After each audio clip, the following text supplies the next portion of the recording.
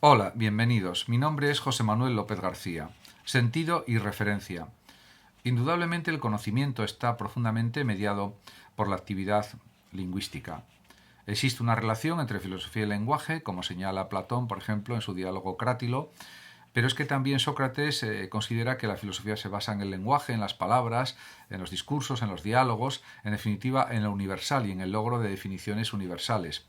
Y también en la investigación de las esencias, de la realidad, qué es el bien, qué es la justicia, qué es lo bello, qué es el valor, etcétera, etcétera. Pero es que además un pensador realista, como es el caso de Aristóteles, dice que no hay ciencia sino de lo universal.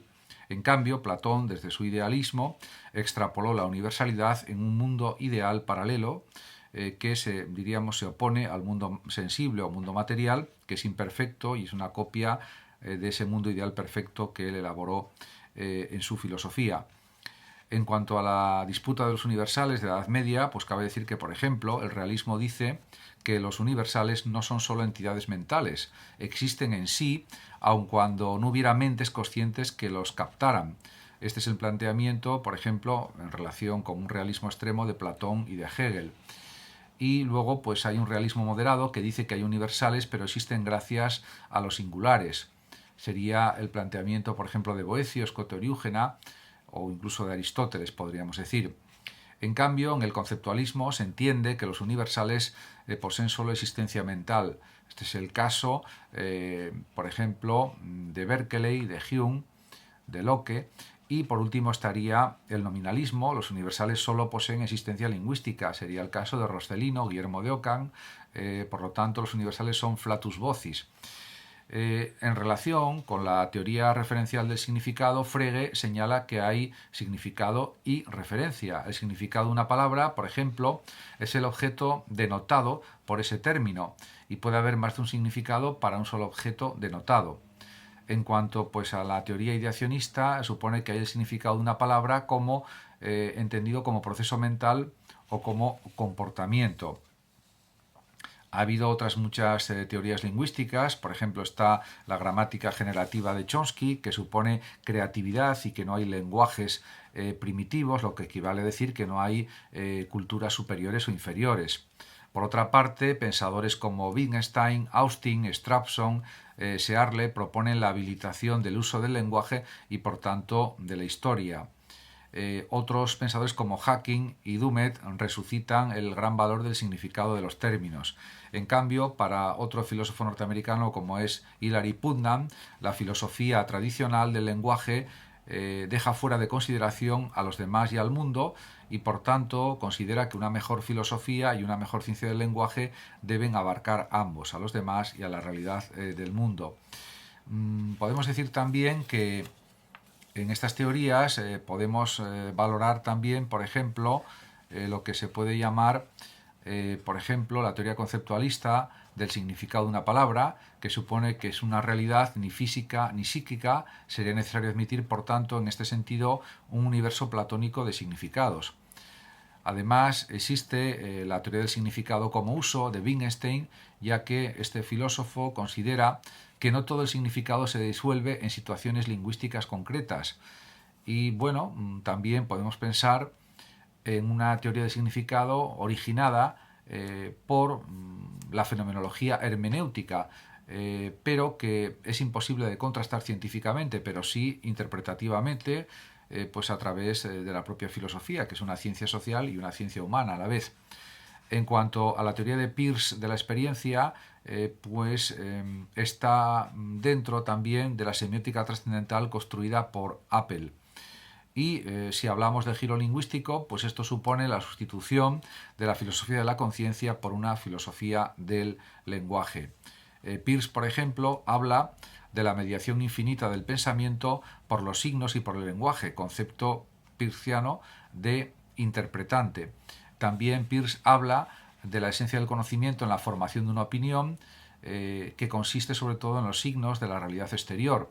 Además, como aclara Apple, Peirce rechaza el modelo psicológico y circular, por ejemplo, de argumentación de Kant. De lo que se trata, por tanto, sería de lograr la consistencia semántica de una representación de los objetos intersubjetivamente cálida y conseguida mediante signos. Peirce, por ejemplo, este filósofo norteamericano, reprocha a Kant el tema o la cuestión de la cosa en sí. En lugar de suponer tal cosa en sí, como hace Kant, lo real se piensa como aquello infinitamente cognoscible que nunca puede ser conocido definitivamente. Otro pensador que también contribuyó de una forma decisiva a estas teorías del lenguaje es Frege, que estaba seguro de que tenía que haber sentido porque pues diríamos que eso se transmite pues por un acopio común de pensamientos de una generación a otra. Podemos pensar también en que, por ejemplo, Stuart Mill consideraba que pues un término connotativo es aquel que denota un sujeto e implica un atributo. Mill también consideraba que las proposiciones que no expresan información extralingüística se pueden denominar proposiciones verbales. En cambio, Strawson pues introduce la distinción entre oraciones y enunciados. Además, para este filósofo, para Strawson, el referir no es una propiedad de las expresiones, sino de los hablantes que las usan. Y además considera que en los enunciados singulares o enunciados de sujeto predicado, el sujeto desempeña la función referencial y el predicado la función descriptiva o clasificatoria.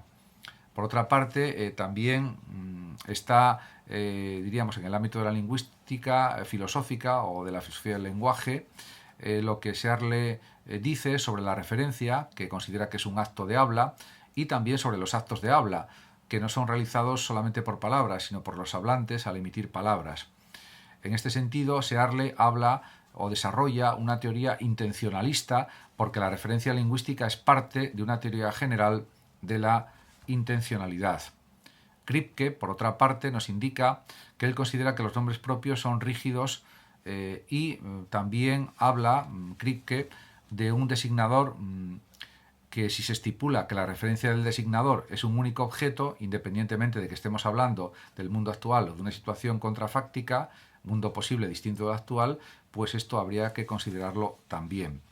En definitiva, como se puede observar, las teorías sobre el signo y la referencia son abundantes. También se puede hablar de la pragmática del lenguaje, que ha desarrollado también en distintos libros y obras el profesor Eduardo Bustos, y que considera que es muy importante el análisis, la investigación sobre los usos pragmáticos de las frases, de los términos, y que eso depende también de aspectos históricos, sociales, culturales, que están presentes en todas las culturas, en todos los países, y que eso es una tarea que también le corresponde al análisis del lenguaje, a la filosofía del lenguaje.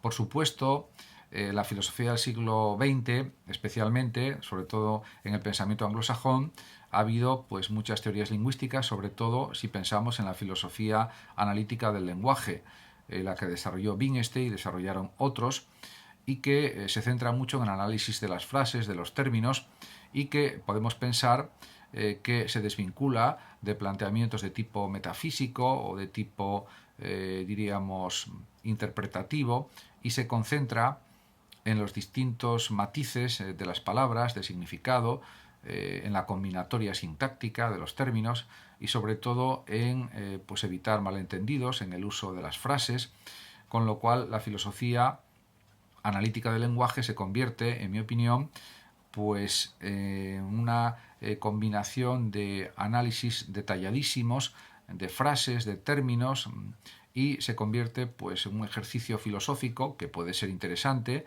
de forma indiscutible lo es, pero que yo creo que tiene más problemas en el desarrollo de ese tipo de filosofía que un pensamiento basado en análisis más abiertos, no solamente en el análisis muy estricto de cada término, de cada frase, sino diríamos superar esas connotaciones lingüísticas o pragmáticas que pueden ser realmente pues muy interesantes y llegar pues a nuevas teorías filosóficas, a nuevos desarrollos metafísicos, no solamente en el ámbito de la propia ontología, sino también en el campo de la política, de la ética y sobre todo tratar cuestiones del presente, pero desde unos planteamientos más amplios, más abiertos y que no estén, diríamos, controlados por un análisis exhaustivo y muy minucioso del lenguaje.